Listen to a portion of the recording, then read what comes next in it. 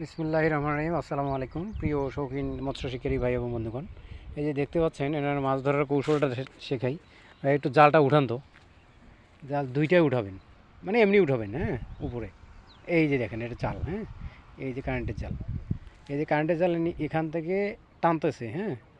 এই যে দুই হাত ধরে ভালো করে দেখেন, এই যে দুই হাত ধরে টানতেছে, হ্যাঁ। এক কোমর পানি কিন্তু দেখেন 5 ফিট বা 4 ফিট পানি, হ্যাঁ। তো এখানে টানতেছে আস্তে আস্তে দুই হাত দিয়ে। আর পিছনে ওই যে দেখা যাচ্ছে ভাইরা, ওনারা ডুবতেছে, পিছন দিকে ওনারা কিন্তু ডুবতেছে। আর ট্যাংরা মাছ, পুঁটি মাছ, শোল মাছ, তেলাপিয়া মাছ যা আছে সবগুলা নিচে, পানির নিচে, মানে মাটিতে ডাবতেছে, হ্যাঁ। তো ওনারা ধরতেছে ডুবে ডুবে, হ্যাঁ। ওনারা সবাই কিন্তু ডুবে ডুবে ধরতেছে, তার মানে কি বুঝছেন তো বিষয়টা, হ্যাঁ।